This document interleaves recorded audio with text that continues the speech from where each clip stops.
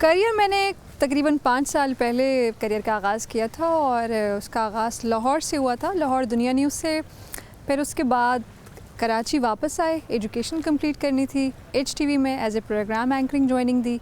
फिर HTV से समा गए, समा में एक बहुत लंबा अर्सा टाइम दिया। न्यूज़ एंकरिंग के बाद फिर प्रोग्राम एंकरिंग की तरफ आई और फिर समा के बाद कुछ टाइम के लिए 2-4 महीनों के लिए न्यूज़ 1 से वाबस्ता रही और फिर उसके बाद मैं जर्मनी आ गई और अब डॉचे वेले के साथ काम कर रही हूँ।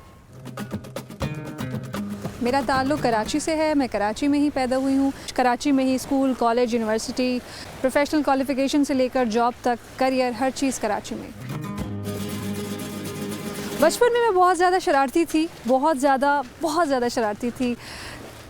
अपना बदला नहीं छोड़ती थी, मार पीट करती थी और अपनी मनमानी का बड़ा शौक़ था। वो स्लोली ग्रेजुअली आगे बढ़ते गए। 9th मैट्रिक में अच्छे टीचर्स मिले और फिर मेरी मदर की बहुत ज़्यादा तवज्जो। उसके बाद later on I became a very soft personality.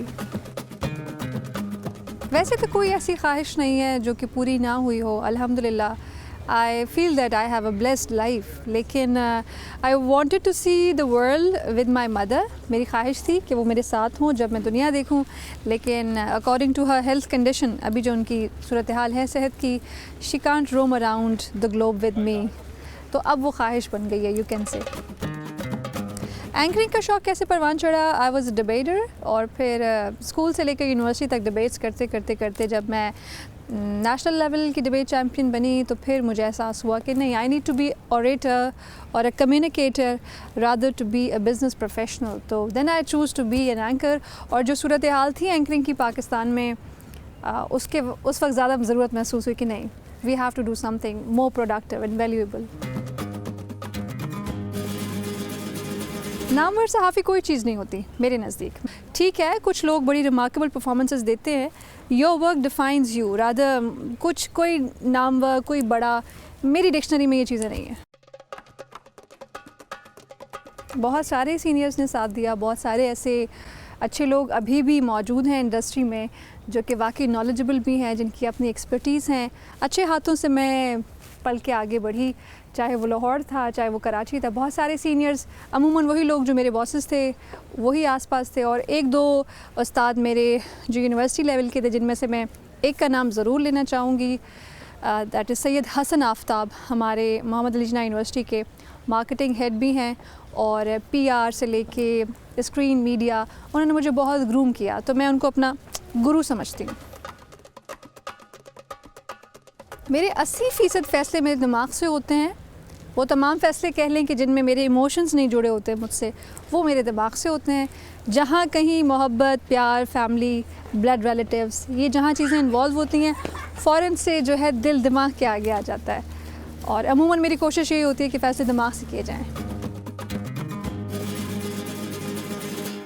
Pakistan में अगर औरत के किरदार की बात की जाए तो मुझे ज़ाती तौर पे ये लगता है कि ख़ुद औरतों को अपने हुकूक का नहीं पता। जिन 2-4 को पता है वो मिसयूज़ कर रही हैं।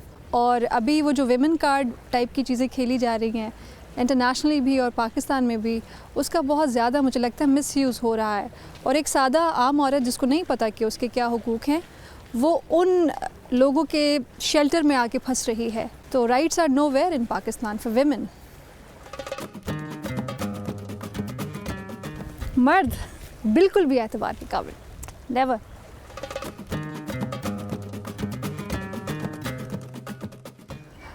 मुल्क छोड़ने की कोई वजह नहीं है, सिर्फ अपॉर्चुनिटी थी, एक बहुत अच्छी अपॉर्चुनिटी जिसको मैंने अवेल किया और मुल्क छोड़ा नहीं है। मैं ख़ुद चलता फिरता पाकिस्तान हूँ, मेरा वतन है पाकिस्तान, मुझे बहुत मोहब्बत है। जगहों और इलाकों से कोई फ़र्क नहीं पड़ता मेरे ख़्याल से। मैं आज भी पाकिस्तान के लिए ही काम कर रही हूँ, एक उर्दू वेबसाइट के लिए काम कर रही हूँ, DW उर्दू, डॉचे वेले उर्दू के लिए काम कर रही हूँ, पाकिस्तान से मुताल्लिक़ ख़बरें और वही सहाफ़त कर रही हूँ, लेकिन ज़रा बड़े स्पेक्ट्रम पे कर रही हूँ। तो मुझे लगता है मैं यहाँ बैठ के भी अपनी सोसाइटी को सर्व कर रही हूँ।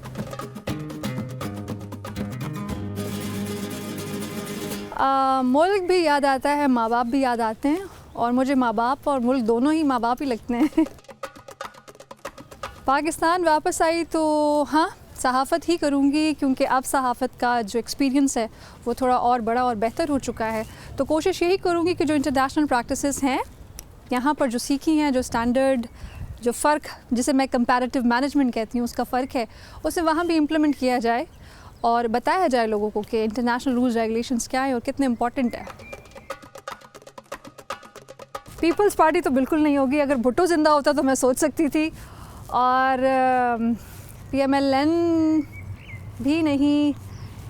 अगर खान साहब कुछ जो बातें करते हैं अगर उन पे इम्प्लीमेंटेशन स्टार्ट कर दें तो maybe PTI। Male Wolf Blitzer, female again Oprah Winfrey. Corporate professional होती है।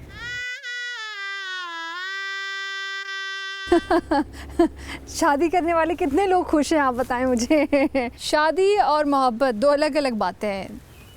जिससे आपने शादी करनी है लाजमी नहीं है कि उससे मोहब्बत हो। शादी मुझे लगता है कि it's a compromise for your freedom.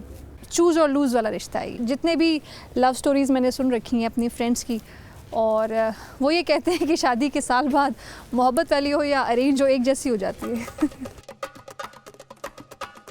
मेरी खुशी सबसे पहले मामा को पता लगती है।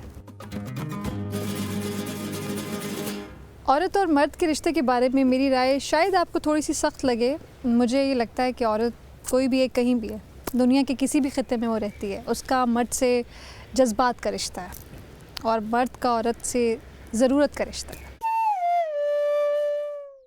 तो मेरा हौसला तो देख, दाद तो दे के अब मुझे, शौक़े कमाल भी नहीं, खौफ़े ज़वाल भी नहीं। मैं भी बहुत अजीब हूँ, इतना अजीब हूँ कि बस ख़ुद को तबाह कर दिया और मलाल भी नहीं।